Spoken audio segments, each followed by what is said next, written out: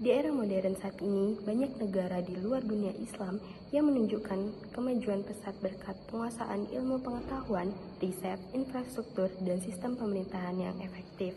Sebagai contoh, negara Jepang dan negara Cina di Asia yang dianggap sebagai negara maju karena penguasaannya dalam ilmu pengetahuan dan teknologi serta kemajuannya dalam bidang ekonomi.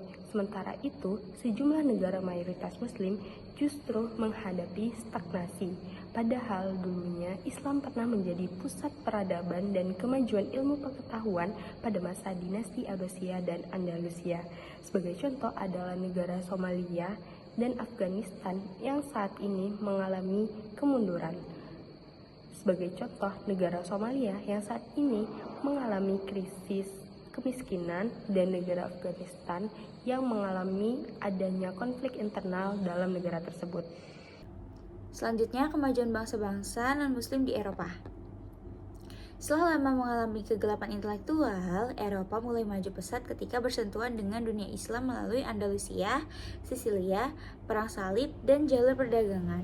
Dari konteks ini terjadi transfer ilmu besar-besaran. Filsafat Ibn Rushd memicu rasionalisme Eropa. Karya medis Ibnu Sina dan Al-Razi menjadi rujukan berabad-abad. Matematika Islam memperkenalkan aljabar dan angka nol, sementara astronomi, optika, dan kimia berkembang lewat pengaruh Ibn al-Haytham dan Jabir Ibn Hayyan.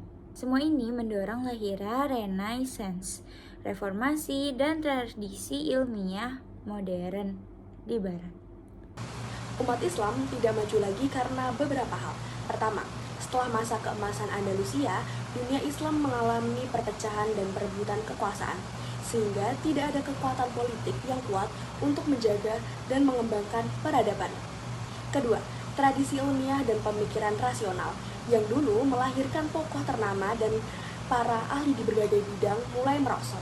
Sementara itu, Eropa justru menyerap ilmu Islam dan mengembangkannya menjadi Renaissance dan rasionalisme.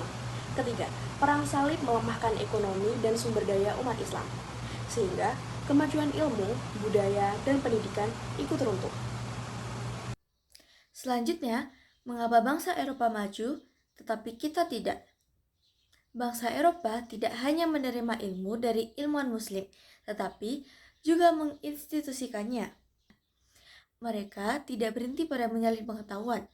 Mereka membangun metode ilmiah, cara kerja sistematis untuk memverifikasi kebenaran.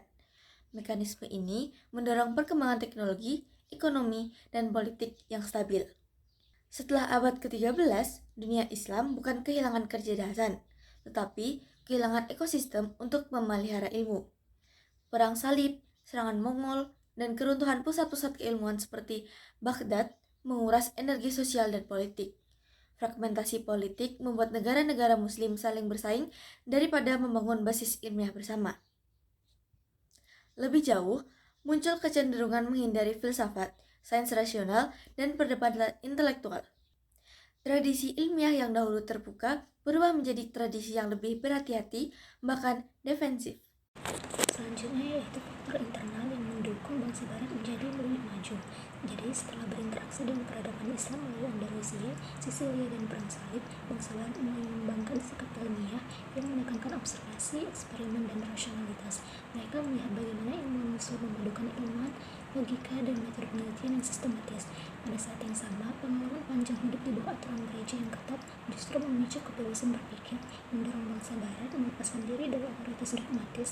Dari dorongan inilah, universitas-universitas awal seperti Paris, Bologna, dan Oxford berdiri, meniru struktur pusat ilmu seperti Cordova dan Baghdad, dan menjadi fondasi institusional perkembangan ilmu pengetahuan.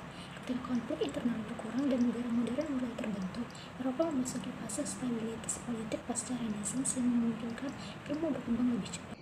Dengan itu dapat kita ambil kesimpulan bahwa kemajuan dan kemunduran peradaban bergantung pada bagaimana suatu peradaban menumbuhkan tradisi ilmiah dalam penguasaan ilmu pengetahuan dan teknologi, menjaga persatuan, serta membangun sistem pemerintahan dan ekonomi yang efektif. Jika nilai-nilai tersebut kembali untuk diperkuat, umat muslim berpeluang untuk dapat bangkit dan kembali berkontribusi dalam kemajuan peradaban global. Sehingga dapat kita ambil pelajaran Tanpa adanya penguasaan ilmu pengetahuan dan teknologi, menjaga persatuan, serta menata politik dan membenahi ekonomi dengan baik, tentunya peradaban tersebut akan mudah mengalami kemunduran. Jika umat muslim tidak membenah diri dan memperbaiki pada aspek-aspek tersebut, maka kemunduran akan dapat terus berlanjut. Sekian yang dapat saya sampaikan, kurang lebihnya saya mohon maaf. Wassalamualaikum warahmatullahi wabarakatuh.